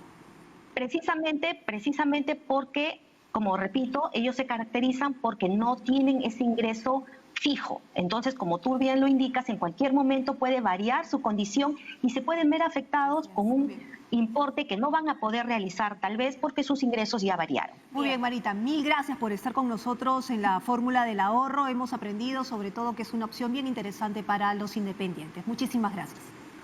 Gracias a ustedes. Buenos días. Hasta aquí la fórmula del ahorro, pero nos dicen que tenemos información en vivo con Tiffany Tipiani. Nos vamos entonces con Walter Martos también a Puente Piedra. Adelante, Tiffany. Ante una necesidad como hoy, en la que se vive necesidad económica. Así es, Carla Perla, ¿qué tal? Muy buenos días. Y el presidente del Consejo de Ministros, Walter Martos Ruiz, acompañado por el alcalde de Puente Piedra, Renán Espinosa Venegas, y también junto al jefe del Instituto Nacional de Defensa Civil, Luis Carranza Micalay, están participando de esta segunda entrega de 4.000 canastas de víveres a 2.000 familias vulnerables de 21 asentamientos humanos en el distrito de Puente Piedra. Precisamente esto ya inició hace un par de horas esta entrega. Están llegando diversos vecinos de estas zonas beneficiadas para poder recibir estos víveres que contiene dentro de ellas diversos productos de primera necesidad, entre arroz, avena, menestras, azúcar, aceite vegetal, conserva de pescados y entre otras productos. En estos momentos va a declarar el jefe de INDECI, Luis Carranza Micalay. Vamos a escuchar unas breves palabras. El ministro general de división, Walter Martos Ruiz, señor alcalde de la Municipalidad Distrital de Puente Piedra, Renán Espinosa Venegas, señor vicealmirante Ricardo Menéndez Calle, comandante general de la Marina de Guerra del Perú, señor vicealmirante Millones González, comandante general del Comando de Operación Marítimo del Pacífico, damas y caballeros, estimada población de Puente Piedra, para el Instituto Nacional de Defensa Civil es un gusto estar nuevamente acá en este pujante distrito de cerca de 380.000 pobladores. Felicitarlos a ustedes porque de temprano estamos viendo que son una población bastante ordenada, bastante disciplinada. Ese es un fiel reflejo de la gestión de su señor alcalde. El Instituto Nacional de Defensa Civil ha traído el día de hoy 4.000 canastas que van a beneficiar a 2.000 familias. Si tenemos en cuenta que cada familia tiene de 4 a 5 personas, Estamos hablando aproximadamente entre 8.000 a 10.000 personas beneficiadas. Estas canastas, por disposición del Gobierno Nacional, deben servir para la subsistencia de ustedes de aproximadamente 15 días. Es una canasta que está conformada por víveres secos de primera necesidad. Ustedes ya la conocen, pesa entre 18 y 20 kilos. Es para que ustedes no tengan la necesidad de estar saliendo frecuentemente a los mercados, que son los puntos y los focos de contagio más críticos que hay. Siempre guardando el distanciamiento social, el uso correcto de la mascarilla, usarla encima de la nariz y cubriéndose totalmente la boca. Y si hay necesidad de usar el servicio público de transporte, usar el protector o la mascarilla, la careta facial. Queremos también, a nombre del Instituto Nacional de Defensa Civil, decirles que su INDECI siempre estará en los momentos que la población lo necesita, no solamente en los desastres y emergencias ocasionados por los fenómenos naturales, sino en situaciones como estas por la pandemia de la COVID-19. Todos somos defensa civil. El Instituto Nacional de Defensa Civil les garantiza que durante este año vamos a continuar en otros distritos también, beneficiando con estas canastas a las poblaciones de mayor vulnerabilidad. Muchísimas gracias y felicitaciones nuevamente, porque noto que son ustedes una población bastante ordenada y disciplinada. Muchas gracias. Fueron palabras del jefe de INDECI. Cabe indicar también que la entrega en el distrito de Puente Piedra se desarrollará en diferentes fechas hasta concluir con la distribución de un aproximado de 7.000 familias. Vamos a escuchar las palabras del presidente del Consejo de Ministros, Walter Martos. Bienvenido a Puente Piedra. Fuertes los aplausos, señoras y señores. Señor Comandante General de la Marina de Guerra del Perú, estimado alcalde Puente Piedra, señor jefe de INDECI, estimados almirantes, es un tremendo gusto estar acá en Puente Piedra con gente tan pujante, tan buena como ustedes, ordenada y disciplinada. Es la segunda vez que INDECI, y en este trabajo multisectorial que están realizando las Fuerzas Armadas, INDECI también conjuntamente con la municipalidad, entregarles sus kits de víveres. Ya en septiembre se ha entregado acá en Puente Piedra aproximadamente 14.000 kits de víveres para 7.000 familias, y ahora en esta segunda oportunidad se va a entregar 4.000 kits para 2.000 familias. Y eso porque tenemos que continuar luchando contra la pandemia. La pandemia no ha pasado, tenemos que seguir siendo responsables cada uno de los ciudadanos de no contagiarnos, de no llevar el virus a nuestros familiares, y de esa manera tenemos que continuar hasta que llegue la vacuna y podamos inmunizar a toda la población. Mientras tanto, tenemos que seguir siendo responsables, evitando las aglomeraciones de personas. El gobierno, conjuntamente con el gobierno local y otros sectores del gobierno, como INDECI, las Fuerzas Armadas, estamos trabajando intensamente en la lucha contra esta pandemia. Este es uno de los aspectos, la entrega de los víveres, como lo estamos haciendo acá en Puente Piedra, se está haciendo en diferentes distritos, pero también se está entregando el segundo bono universal familiar, que el día de hoy la ministra de Desarrollo e Inclusión Social está lanzando ya lo que es la billetera electrónica para el pago de este bono, también a nivel nacional. Y el Ministerio de Salud en este momento está implementando, o ya ha implementado, 5.000 puestos de vacunación a nivel nacional para vacunar aproximadamente en esta primera jornada a 500.000 de personas para diferentes enfermedades, entre ellas la difteria, la influencia, el neumococo, para las paperas y para muchas otras enfermedades. Esto para cerrar la brecha de vacunas que se paralizó durante la epidemia y no se llegaron a vacunar a muchísimas personas, niños, adolescentes. Se está priorizando ahora a gestantes y también adultos mayores. Este trabajo conjunto que hacemos los diferentes niveles del gobierno, gobierno central, regional, gobierno local, conjuntamente con usted, la población, tenemos que seguir fortaleciéndolo, intensificando para contrarrestar esta pandemia que, si bien es cierto, nos ha traído muchísimo dolor, pero también nos ha unido más como peruanos. Aunque hay algunos peruanos que aún no han comprendido esto y siguen tratando de buscar confrontaciones, la gran mayoría de peruanos hemos entendido que tenemos que trabajar juntos para vencer la crisis y la pandemia y llegar a las personas más necesitadas con toda la ayuda que puede tener el Estado, del gobierno central y del gobierno local, con un trabajo totalmente unificado. Siempre el pueblo unido a sus autoridades pueden salir juntos de cualquier crisis, de cualquier pandemia, y así lo tenemos que seguir haciendo. Muchas gracias por la colaboración también del señor alcalde, INDECI, nuestras Fuerzas Armadas, en este caso la Marina de Guerra del Perú, que le corresponde a este sector, y a todos ustedes por su trabajo disciplinado, y seguiremos apoyándolo en todo momento, hasta que pase esta pandemia y hasta que todos nosotros los peruanos estén inmunizados. Muchas gracias.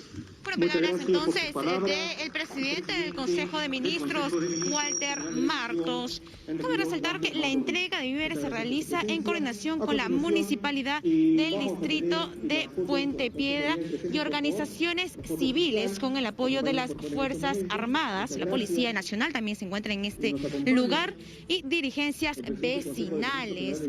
Están tomando la foto oficial y en breves minutos, al parecer, el Premier se va a acercar a la prensa para poder responder algunas consultas y dudas con respecto a esta entrega de canastas. Precisamente también ya se está dando entrega de estas canastas de víveres a más de 2.000 familias en el distrito de Puente Piedra. En minutos, precisamente ahorita se va a dar la entrega simbólica de una de estas canastas a una de las vecinas beneficiadas del distrito de Puente Piedra. El Premier, entonces, la entrega de esta canasta. Muchas gracias, Tiffany, por esta información en vivo. Nosotras vamos a una pausa y regresamos.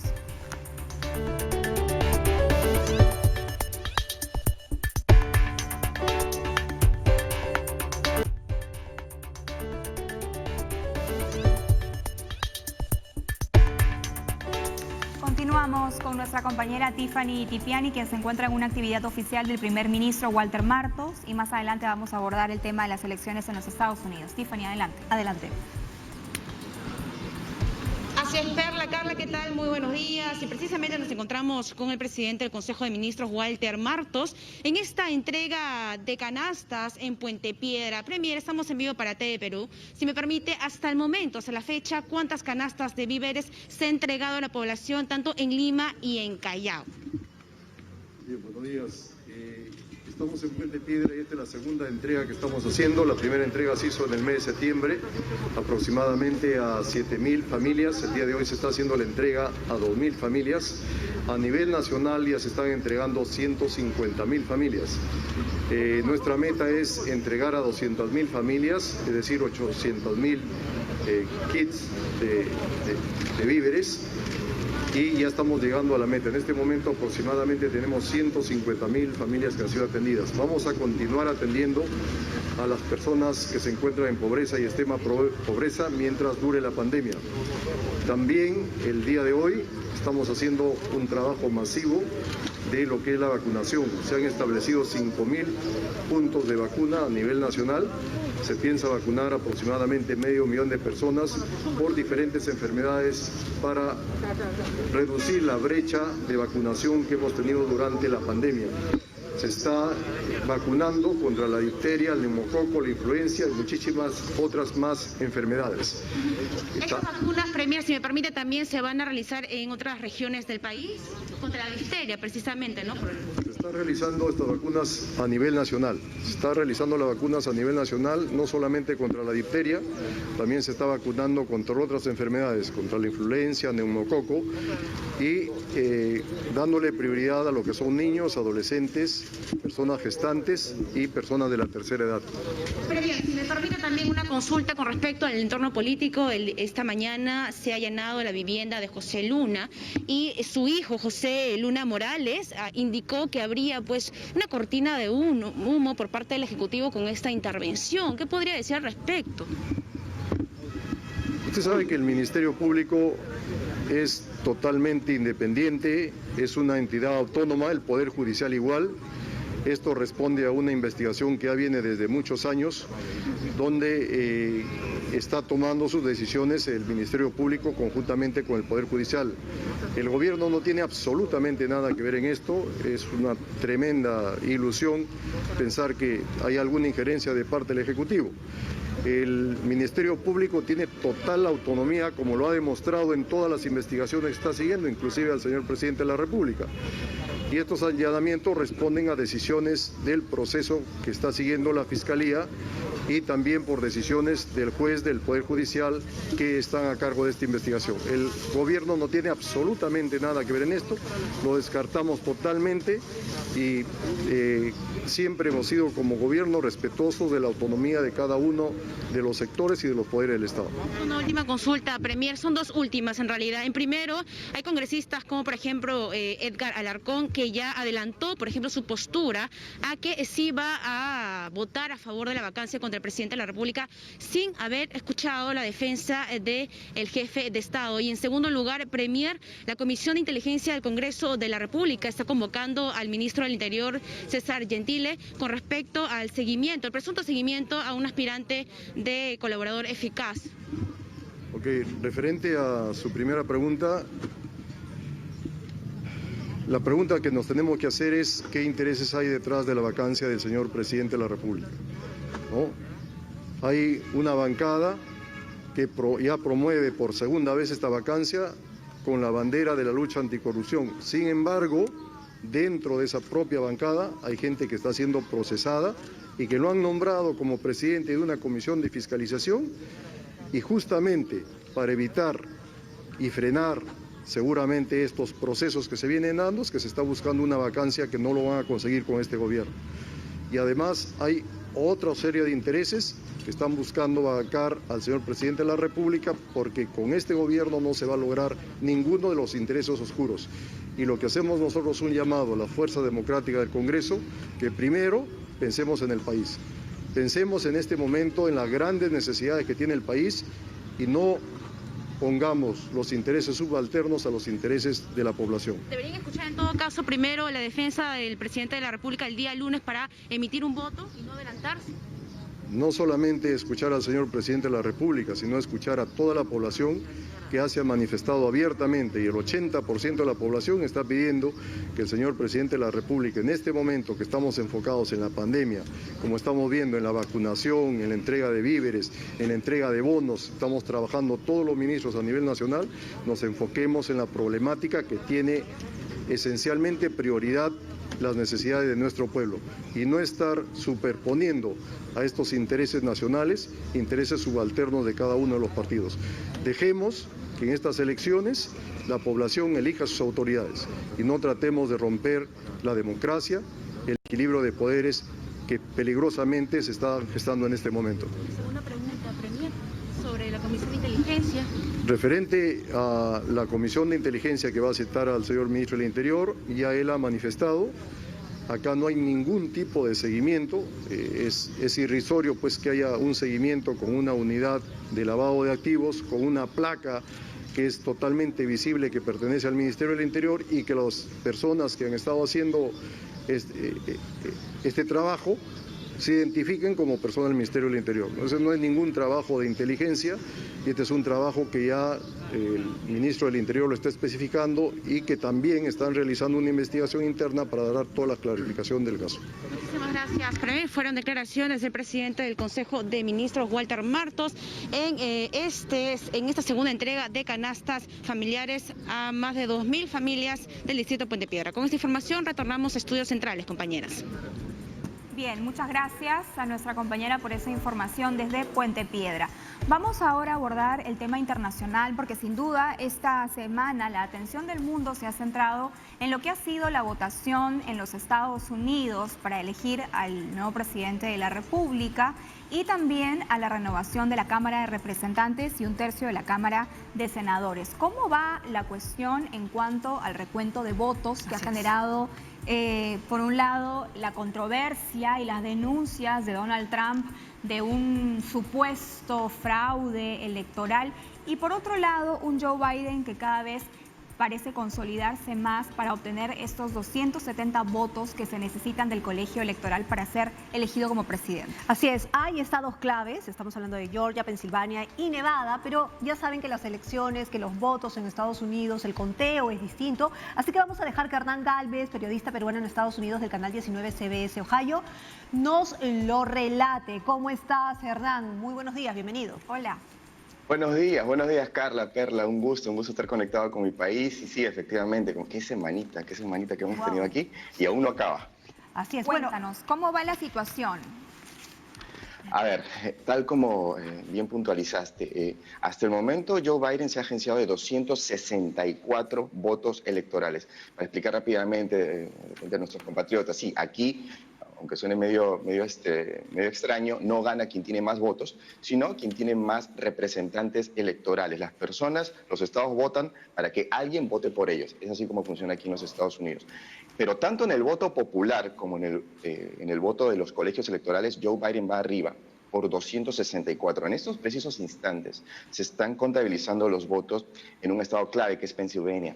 Pensilvania otorga 20 votos electorales, así que de ganar Joe Biden, quien está liderando en estos momentos la votación en Pensilvania, definitivamente es el presidente de los Estados Unidos. Ahora también está el estado de Nevada, que otorga 6 votos electorales, donde también Joe Biden está inclinando la balanza hacia el Partido Demócrata.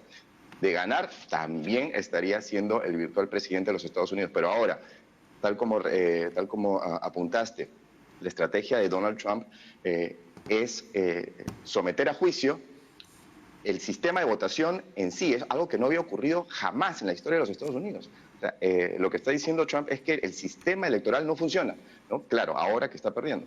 Y lo que está pidiendo es que se pare de contar, que se pare el recuento de votos y que se analice nuevamente la votación con lo que vendría a ser el equivalente aquí a personeros.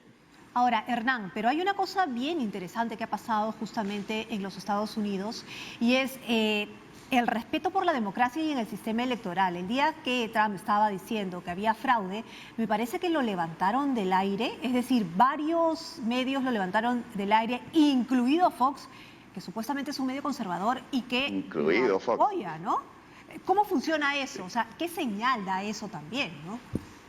Efectivamente, algo que hizo que se ha implementado en Perú, lo que le llaman acá el fact check, ¿no? La revisión de hechos reales o falsos. Cuando algo se está diciendo en televisión nacional que es obviamente mentira, sí, el medio de comunicación tiene la potestad de simplemente retirarlo del aire. Y lo que estaba diciendo el presidente nuevamente, esto no había ocurrido nunca. El episodio más parecido a esto fue en la votación de George Bush en la contienda electoral de George Bush con Al Gore, donde Al Gore dijo expresamente que él no estaba de acuerdo con los resultados, pero que los aceptaba. Sin embargo, esta vez no. Él ha dicho directamente, si yo no gano es fraude. Acá hay fraude. No ha presentado ni una sola evidencia. Ya van 2 estados, Georgia y Michigan, que han rechazado, 2 jueces supremos que han rechazado su petición. Ahora está a la espera de lo que dice Nevada. Y sí, efectivamente, eso fue lo que ocurrió. Lo levantaron del aire.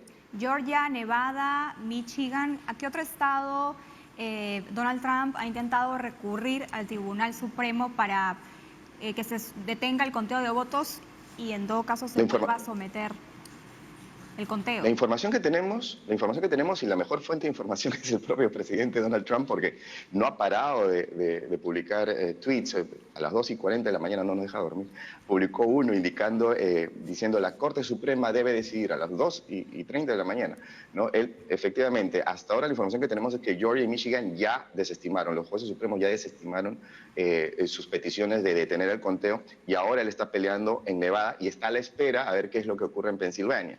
Porque, recordemos, El sistema de votos por correo siempre existió en los Estados Unidos, siempre, eso no es algo nuevo, siempre ha existido. Lo que pasa es que ahora, por el obvio tema de la pandemia, vamos a decir que se ha popularizado. Entonces, ha habido un récord. Aquí mismo en Ohio, uno de los estados pendulantes, donde sí ganó el presidente Donald Trump, hubo un récord. Nunca se había votado anticipadamente tanto como en esta elección. Casi 3 millones de personas ya habían votado antes del martes. Entonces, eso es lo que ha ocurrido, que no es que esto sea algo nuevo, que es lo que más o menos él quiere presentar un poco o dejar eso en la opinión pública, pero esto siempre ha ocurrido, siempre ha habido la opción de voto por correo, nada más que ahora se popularizó por el obvio tema de la pandemia, y el voto por correo efectivamente ha favorecido a Joe Biden. Hasta el momento tiene 73 millones de votos, eso tampoco había ocurrido antes.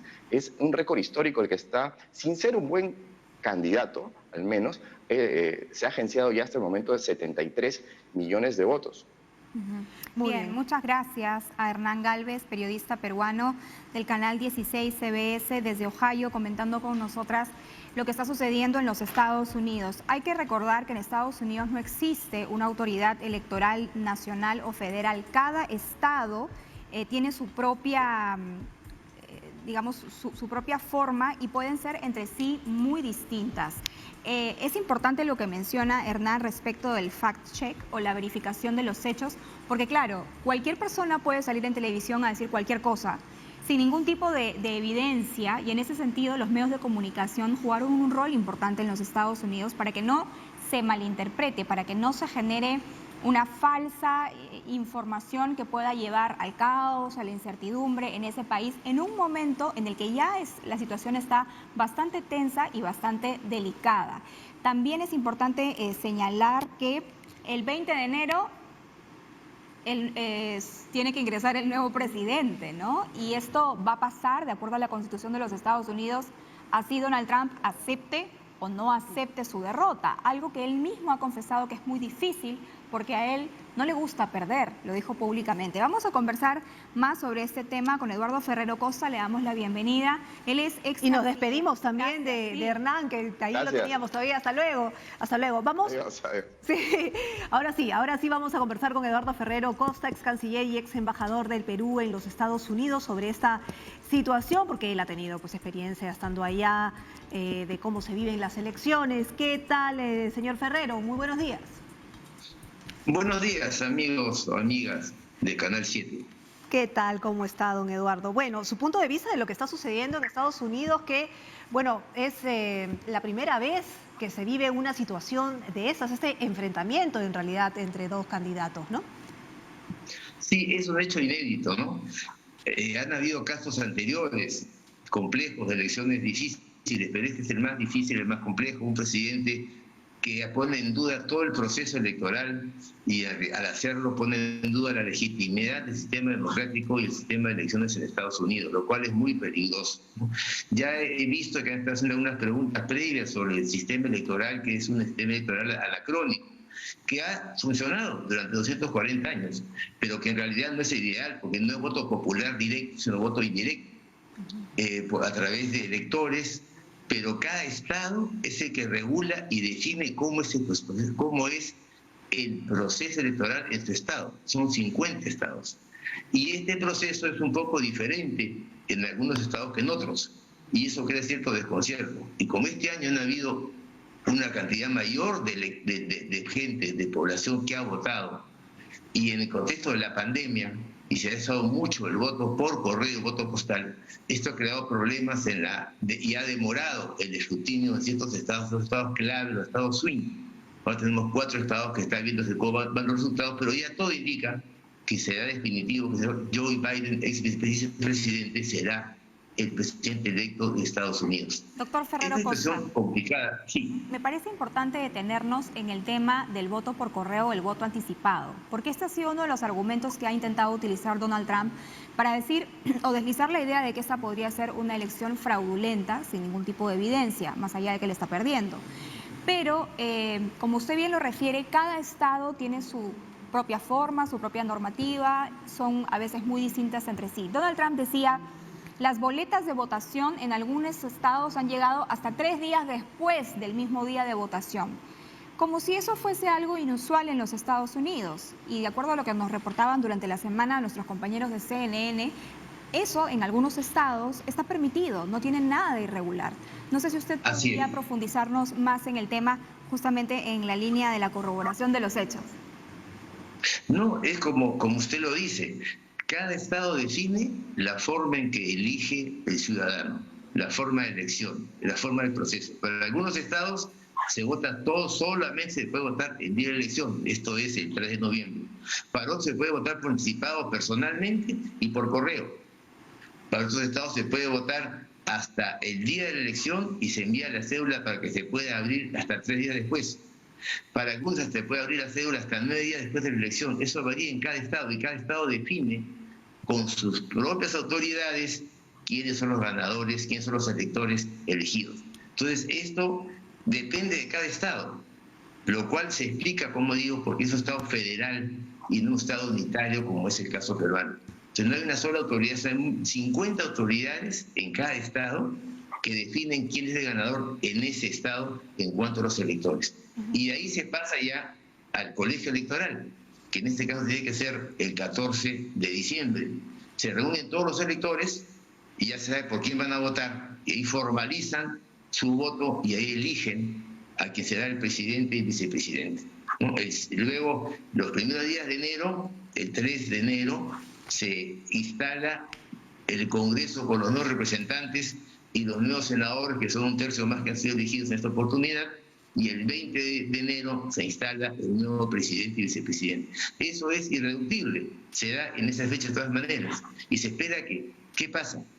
Existe la posibilidad de que un candidato presente reclamos judiciales para revisar el escrutinio en determinados estados donde crea que no se ha cumplido con un buen escrutinio, o pierde nulidad de una mesa de votación, problema de papeleta, mal hecha el correo postal, en fin. Y acá lo que está dando es, se ha dado ya inicialmente en algunos estados, y se va a dar más reclamos judiciales por parte del presidente Trump tratando de invalidar ciertos votos electorales para ver si llega a la presidencia, lo cual parece que no funcionará porque hasta ahora no hay ninguna evidencia de que realmente haya habido este problema. Pero además, Trump ha ido más allá.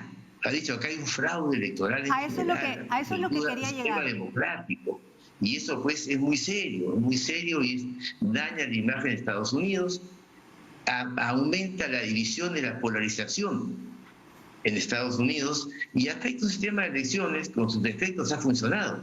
Y la imagen de un país que ha sido en cierta medida un modelo de democracia y ahora está comportando como se podría pasar quizás en el caso, estoy exagerando, pero en el caso de Venezuela con Maduro, Ferrero. por ejemplo. Sí, doctor Ferrero, justamente a eso quería llegar. Trump ha dicho abiertamente que hay fraude sin mostrar ningún tipo de prueba, lo cual hizo que los medios de comunicación lo levantaran del aire cuando lo estaba diciendo, que de alguna manera es un respeto a la democracia y a las reglas de juego. Y aunque usted menciona que tal vez este sistema democrático de votación debería cambiar, ¿no? Ha funcionado durante tantos años y ha sido respetado durante tantos años que sería difícil pensar que se le daría carta abierta a Trump. Sin embargo, porque las elecciones están tan pegadas, o sea, los resultados están tan pegados, sí podría haber, no sé si disturbios, pero sí protestas. ¿Podría pasar eso? Pueden haber protestas promovidas por el presidente Trump, sin duda, pueden haber actos de violencia, pero creo que de ahí no debe pasar. El sistema electoral americano, como se ha dicho, ha funcionado bien durante los 240 años, pero no es el mejor. Tiene imperfecciones. Ya una encuesta hecha en el año 2018 por la Fundación Pew, es un 5% de americanos querían pasar a modificar el sistema y pasar al voto directo. En el año 2064, en 2016, hubo un proyecto en el Congreso, en la Cámara de Representantes, para modificar el sistema de votación, para pasar a una votación directa popular. Se aprobó en la Cámara de Representantes, pero no se aprobó en el Senado. Es decir, es un tema que está en discusión. Y yo creo que quizás luego de esta experiencia, para que no se creen excusas o distorsiones, podría ser conveniente que se modifique en Estados Unidos el sistema electoral. Pero eso es muy complicado. Eso es modificar la constitución política de Estados Unidos, que exige unas mayorías muy difíciles. Hay estados que les conviene este sistema, los estados más grandes, y hay estados que no les conviene el sistema. Entonces, depende de la situación que ocurre en Estados Unidos. Pero el hecho concreto es que han habido elecciones discutidas por el presidente, las discusiones van a ser resueltas judicialmente, quizás lleguen a la Corte Suprema de Estados Unidos, y yo presumo y espero que la Corte Suprema, que tiene jueces de alta calidad jurídica y yo creo que moral, presumo que si no hay pruebas y no hay evidencias, declararía infundados los reclamos del actual presidente. Doctor Ferrero Costa, esta información me parece relevante en la línea de lo que usted está diciendo. De acuerdo a un estudio realizado por la organización The Heritage Foundation, la posibilidad de un voto fraguado en los Estados Unidos, eso es con información de CNN, es de un 0,0001%. Eso es lo que dicen los estudios y hoy lo recoge CNN en su versión web. Ahora, yo quería preguntarle sobre el voto latino. ¿Qué tanto ha inclinado el voto latino la balanza hacia un presidente del Partido Demócrata? ¿Qué tanto poder pueden tener ahora los latinos en la Cámara de Representantes o en el Senado? Teniendo en cuenta que, por ejemplo, la Cámara de Representantes estaba compuesta por, me parece que 30 o 40 representantes del voto latino. Y en el Senado apenas habían 4 representantes. Hay 4 representantes. ¿Esto podría variarse en esta elección y podría haber una mayor participación de los latinos en la política de los Estados Unidos?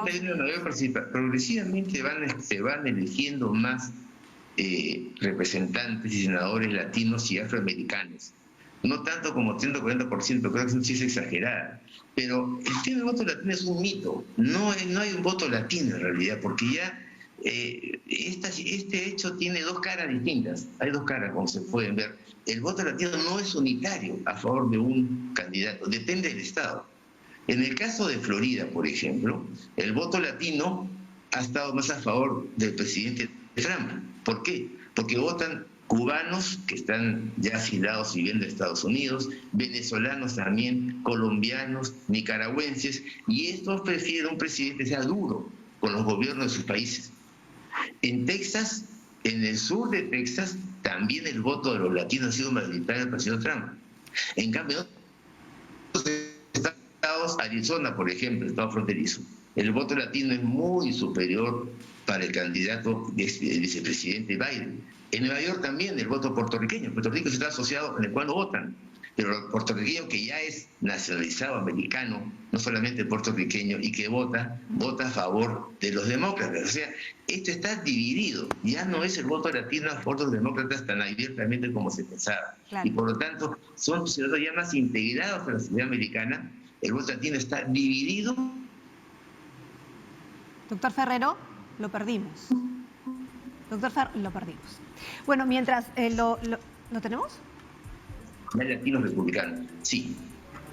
Ya, lo tenemos, sí, lo que pasa es que lo estábamos perdiendo al final. Doctor Ferrero, hay un tema interesante aquí que estaba leyendo y es que tal vez a eso se deba también la desesperación de Trump, y es que dice, tras perder las elecciones, eventualmente, ¿no? Si pierde las elecciones, él sería ya un ciudadano común, perdería, ¿no es cierto?, su inmunidad como presidente y tendría que afrontar rápidamente las denuncias que tiene en su contra, que ya han sido ventiladas, ¿no?, como evasión de impuestos, posible lavado de activos, en fin, ¿cómo funcionaría ello? O sea, deja de ser presidente el 20 de enero y... Como ocurre en el Perú, claro, pero con diferencias jurídicas, por supuesto, cada país tiene sus propias normas. Una vez que Trump deje de ser presidente, pierde su inmunidad, digamos, y por lo tanto puede ser sujeto y será sujeto de procesos judiciales que se deciden ya en su contra, básicamente por temas de evasión fiscal.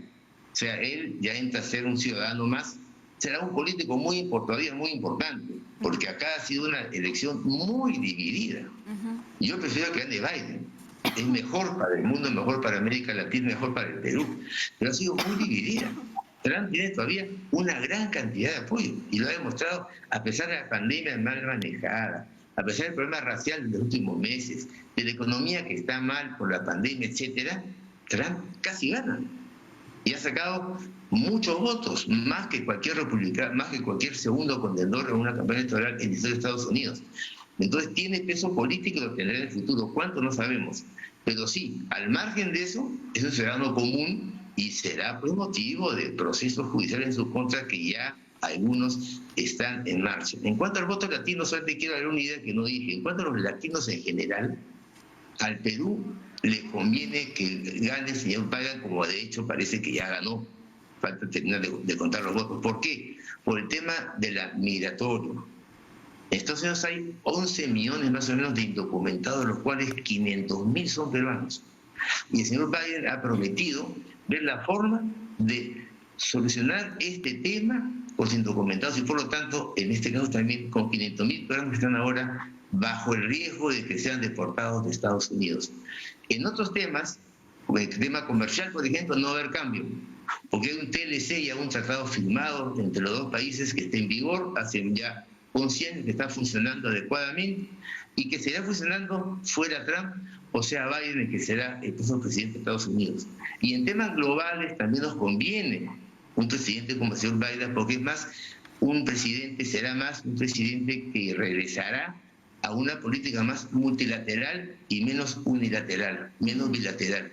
Y al Perú le conviene una política más multilateral y el acercamiento a Estados Unidos a tratados de los cuales se alejó el señor Trump, que ya habían sido negociados por el presidente Barack Obama, como es el tema del cambio climático, el Acuerdo de París, el acuerdo nuclear con Irán, el acuerdo transpacífico de carácter comercial, el acuerdo, la cero no parte de la OMS, en fin, etcétera. Entonces, aún cuando se va a mantener una serie de similitudes en cualquier gobierno, porque el Perú no es prioridad para Estados Unidos ni América Latina, hay ciertos temas en los cuales sí, para el Perú va a ser más conveniente una presidencia del expresidente Biden. Muchas gracias, doctor Eduardo Ferrero Costa, ex canciller y ex embajador del Perú en los Estados Unidos. A las 9:48 hacemos una pausa y regresamos con más en Diálogo Abierto. Así es, no se mueva porque vamos a hablar sobre corrupción. Además, vamos a estar con Miguel González Santos, presidente de la Comisión Investigadora de Presuntas Irregularidades y Actos de Corrupción en el Gobierno Regional del Callao. Volvemos.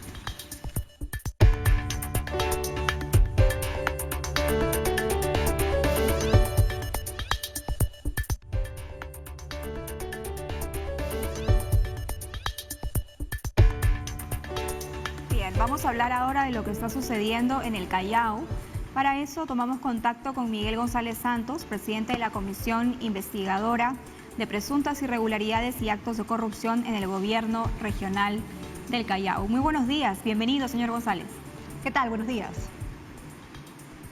Buenos días, Carla Eterna. Gracias a TV Perú por el espacio para poder informar sobre esta comisión tan importante. Sí, nos interesa saber cuánto es lo que se ha avanzado en esta comisión y qué presuntos delitos se está investigando. Primero, para comentar que la comisión se va a instalar esta semana. Recordemos que se presentó una moción de orden del día para aprobar la comisión, la creación de la comisión, y luego de casi un mes o un poco más se aprobó la conformación. Hubo una demora allí. Y ahora recién, por fin, después de casi un par de meses de aprobada la moción, eso fue el 31 de julio. Sí, así es. Así es. Luego hubo una demora para aprobar la conformación. Esta demora se debió a que algunas bancadas no informaban sobre los miembros o sus representantes que iban a formar parte de la comisión. Y eso condujo a una demora que ha dilatado el inicio de la instalación, ¿no? Pero ¿esto a usted le parece algo fortuito o más bien algo direccionado, teniendo en cuenta la gravedad de lo que denuncia la Contraloría General de la República, ¿no? Que en el 2019 se perdió un estimado de 1.000 millones de soles por corrupción en el Callao? Sí, 1.132 millones solamente en el 2019, según el cálculo de corrupción y conducta funcional, ¿no? Según la Contraloría. Recordemos que esta comisión es la continuación de la comisión que venía trabajando desde el 2018 y que también tuvo una demora de 10 meses aproximadamente para empezar a trabajar, 10 meses. Y también era el mismo motivo, que algunas bancadas no presentaban o no informaban a la mesa directiva del Congreso los miembros que iban a conformar la comisión, ¿no? Y eso fue la demora. Por eso le pregunto, si usted considera que esta demora es algo fortuito o es una demora que tiene una intención? Yo creo que son ambas cosas. Básicamente lo que es intencional, yo creo que algunas bancadas están priorizando algunos otros temas. Recordemos que la conformación de la comisión estamos 4 congresistas del Callao, pero los demás congresistas no son del Callao, entonces pierden el interés. O por ahí también intentan dilatar un poco la conformación o la instalación de la comisión. Ok, entonces vamos a darle vuelta a la pregunta porque sabemos que no puede adelantar opinión. Sería contraproducente, por supuesto, para la investigación.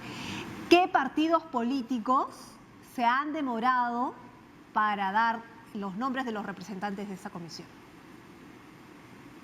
Hasta la fecha solamente Unión por el Perú es quien no ha cumplido con enviar el nombre de su representante para la comisión. Después todas las bancadas ya cumplieron con algunas demoras, pero han cumplido con emitir el nombre del congresista que va a conformar parte de la comisión. Aún así, vamos a instalarla el día martes. La urgencia para instalar esta comisión, que ha demorado, entiendo, 4 meses, tiene que ver también con lo que especifica la Contraloría respecto de que se ha encontrado al menos 80 funcionarios prontuariados, leo aquí, que trabajan en diversas instituciones públicas y que incluso 3 o 4 tendrían requisitoria. Sí, es una información que ha brindado Contraloría, pero esto no es nada nuevo. Los que somos del Callao sabemos que esto ha sucedido desde hace más de 20 años, viene sucediendo, ¿no? Gente con denuncias, con investigaciones, prontuarios, están trabajando en el gobierno regional en altos cargos, y eso es justamente lo que a los chalacos nos importa, poder instalar la comisión, cumplir el periodo que se nos está establecido y tener una investigación objetiva. ¿Por qué denuncias están estas personas requisitoriadas? ¿Por qué presuntos delitos? Corrupción, tráfico de influencias, narcotráfico inclusive. Hay múltiples delitos que señala la Contraloría, y justamente nosotros hemos tenido una reunión con Contraloría. Hace unos días hemos estado en la presentación del megaoperativo, estuvimos los 4 congresistas y con el Contralor, donde conversamos sobre una cooperación mutua para poder tener un trabajo eficiente y verdaderamente objetivo que revele toda la red de corrupción que hay en el Callao. Pero no solamente eso, porque sabemos que la corrupción es una consecuencia, porque en el Callao el narcotráfico, el tráfico de drogas, etcétera, es quien teje la red acá. Y la corrupción es una consecuencia, inclusive se inmiscuye en la política, ¿no? Y hay políticos que también trabajan en toda esta red. Sin embargo, bueno, esto es conocido por todos los que vivimos en el Callao, pero la finalidad y el objetivo de la comisión investigadora es poder determinar actos de corrupción y, lógicamente, plantear soluciones. ¿Qué es lo que queremos? No queremos que esta comisión solamente investigue y eso quede en nada, sino que finalmente, en colaboración con Contraloría, también podamos tener resultados o personas elevadas a Fiscalía, investigación, etcétera, y también plantear soluciones. ¿Qué partidos políticos tienen relación con los actos de corrupción en el Callao?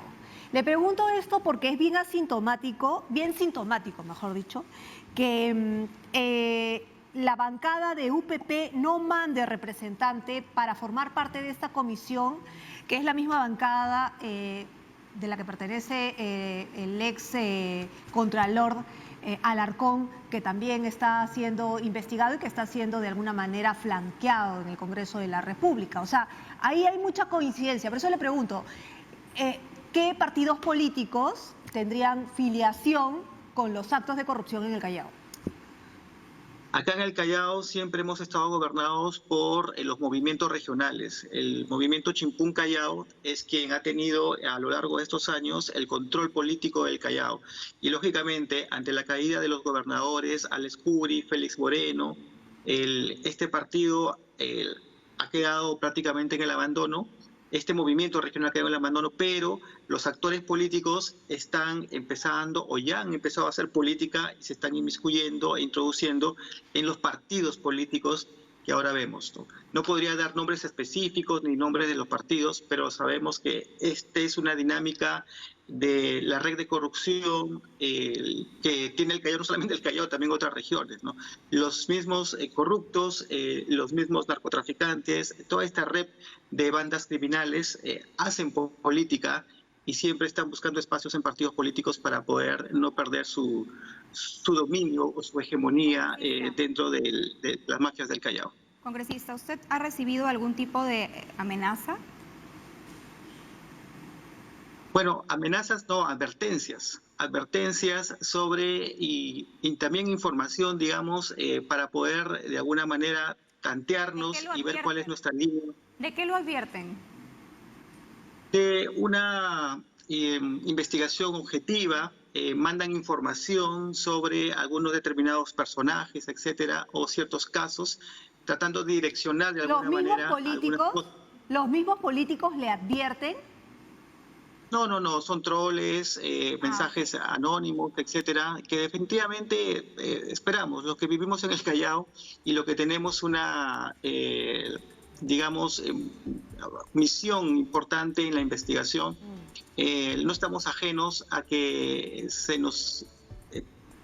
se llegue hacia nosotros para poder brindar alguna información distorsionada, con un mensaje de advertencia con respecto hacia dónde o no debemos investigar, ¿no? Muchas gracias. Por eso que es importante el trabajo en equipo y colectivo y en articulación con Contraloría. Muchas gracias al congresista Miguel González Santos, presidente de la Comisión Investigadora de las Presuntas Irregularidades en el Callao.